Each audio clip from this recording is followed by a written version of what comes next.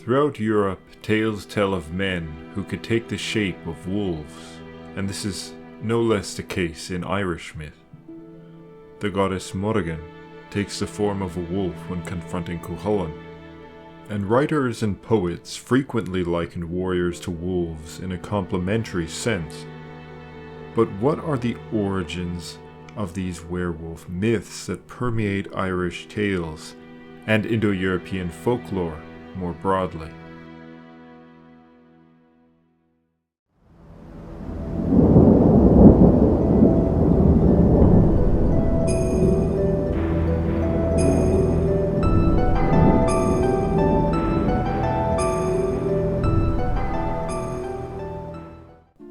It's Kevin McElyain. Welcome to the channel. If you'd like to support my work, please check out the Patreon page. A big thanks to all my supporters.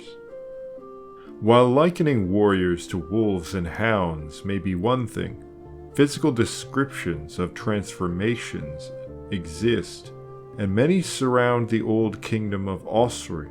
The founder of the kingdom, Angus Osriche, traces his lineage most strongly to the line of Nuada. In the fitness of names, we are told of Leignach Féilet, a king of Ossory, who was the man that used to shift into wolf shapes. He and his offspring, after him, used to go, whenever they pleased, into the shape of wolves, and after the custom of wolves, kill the herd.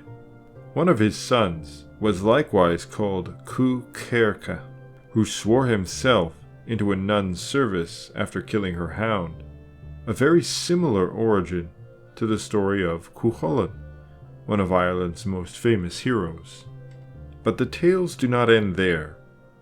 The Irish version of the History of Britain by Nennius also speaks of these werewolves. It says, "The descendants of the wolf are in Ossory. They have a wonderful property.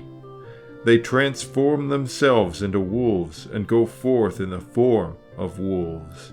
And if they happen to be killed with flesh in their mouth, it is the same condition that their bodies, out of which they have come, will be found. And they have commanded their families not to remove their bodies, because if they were moved, they could never come into them again."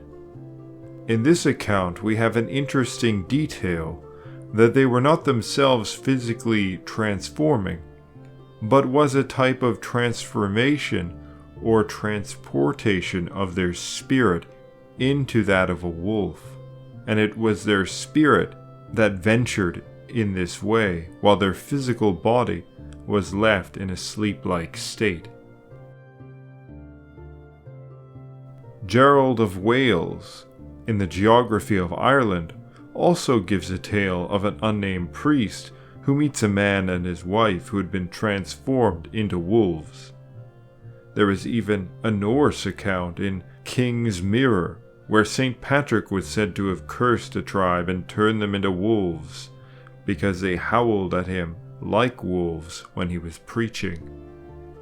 All of these myths, however, seem to harken back to something much older, something we catch a glimpse of when we look at gods like Lug and Nuada, Cuchulainn, and Fianna bands with which they are intimately connected. In the Iron Age, and almost certainly well before, a cult of the wolf existed throughout Europe. Traces of it can be seen from Greek werewolves like Lycaon, to the wolf of Mars and Romulus and Remus, to the wolves of Odin, and the wolves that are so prevalent in Irish myth. This wolf cult was attached to the young warrior bands. Etymologically, the word Fian comes from Proto-Celtic Wenos, which means hero, with the Old Irish plural being Fianna, meaning heroes, and from the Proto-Indo-European ultimately means to strive for. In Iron Age Ireland, it's likely that these groups of young warriors were led by landless aristocrats, those who had not inherited lands. They formed into bands that would live off the land and live like wolves, hunting, fighting, and living in the wilderness. In these days there were still great forests that covered much of Ireland, and there were many wolves. So these Fianna bands living like wolves would come sometimes to kings and be hired as mercenary forces. Surviving Gaulish Iron Age coins are also rife with depictions of hounds and wolves, and warriors with hair spiked up, perhaps in imitation of the bristling wolf ready to fight. It seems possible, based on not only Irish but Indo-European sources generally, that it was not only the case that these warrior bands lived similar lifestyles as wolves, but indeed consciously imitated and worshipped the wolf. Before Mediterranean influences, it is very likely that Europeans viewed the wolf as the most sacred animal. Certainly this is true in the Irish case. For the warrior, he strived to embody the wolf when living off the land, and in combat, and associated with this were likely practices that had the person wearing the pelt of a wolf while also altering their consciousness to mimic the wolf. Such mental transformation requires no drugs, but can be simply facilitated by mimicry, chant, or ritual practice.